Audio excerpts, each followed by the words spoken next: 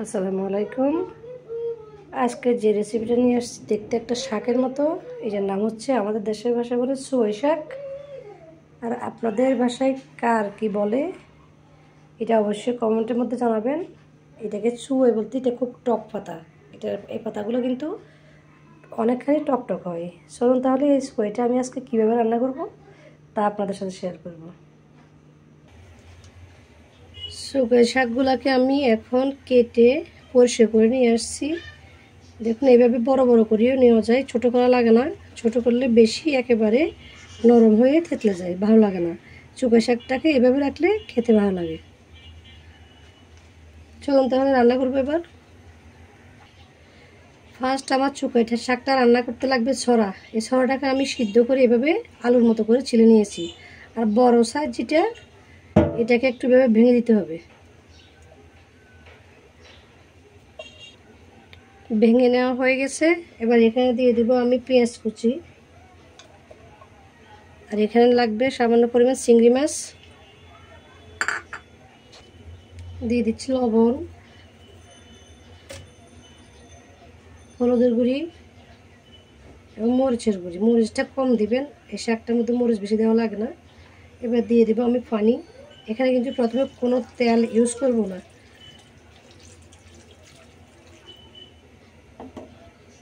পানিটা দিয়ে মিক্স করে দিচ্ছি একসাথে।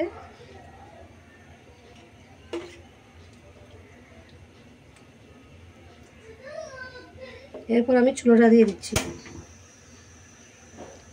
ছড়াটা সিদ্ধ হওয়া পর্যন্ত অপেক্ষা করতে হবে।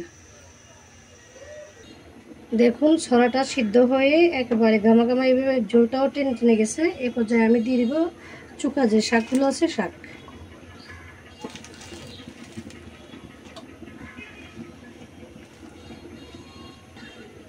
শাকগুলো এভাবে বসিয়ে দেওয়ার পর আমি ঢাকনা দিয়ে দিব। এবার শাকটা সিদ্ধ হয়ে কমে যাবে। তারপর কি করব তা আপনাদের সাথে শেয়ার করে নেব। 2 মিনিট পর ঢাকনা উঠিয়ে নিচ্ছি। দেখুন, হালকা হালকা করে সিদ্ধ হয়ে নিচের দিকে নেমে গেছে। এবার আমি একটু ছড়ার সাথে ঝোলের সাথে মিক্স করে দিব।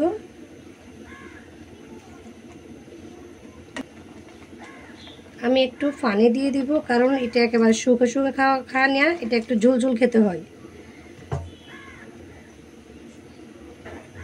এই পানির মধ্যে চুকা শাকগুলোকে সিদ্ধ করে নেব একসাথে সব কিছু। লবণটা একটু দেখে নিই। লবণটা কম হলো, এখন আমি একটু লবণ দিয়ে দিচ্ছি।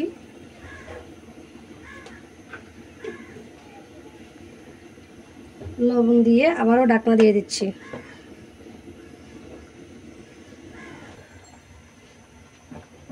চলে আসলাম আবারও। সিদ্ধ হয়ে গেছে শাকের ডাঁটাগুলো। শাকের এই মোটা ডাঁটাটা যখন দেখবেন সিদ্ধ হয়ে গেছে, এবার নামিয়ে নেব। চুলা থেকে নামিয়ে নিচ্ছি। তাহলে শাকটা চুলা থেকে নামিয়ে রেখে আমি একটা তেলের কড়াই বসিয়ে দিচ্ছি। তার মধ্যে সয়াবিন তেল দিয়ে দিচ্ছি পরিমাণ মতো। এবার দিয়ে দিব আমি এখানে রসুন কুচি।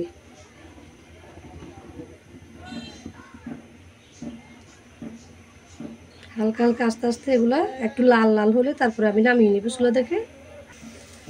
দেখুন, রসুনটা একটু লাল লাল হয়ে গেছে। এবার চুলাটা অফ করে দিব। আর এই তেলটা আমি চুকা যে শাকটা ওখানে দিয়ে দিচ্ছি। তারপর দেখুন, এই যে আমি চুকা শাকের উপরে তেলের বাগারটা দিয়ে দিছি। এবার কিন্তু খাওয়ার জন্য একেবারে রেডি। কারা কারা এখনও এই চুকাই শাকটা খান নাই, তারা অবশ্যই এভাবে রান্না করে খাবেন। প্রচুর প্রচুর টেস্ট এই শাকটা, খুব ভালো লাগে গরম ভাতের সাথে খাইতে। তো আজকের রেসিপিটা এখানে শেষ করে বিদায় নিচ্ছি। সবাই ভালো থাকবেন। আল্লাহ হাফেজ।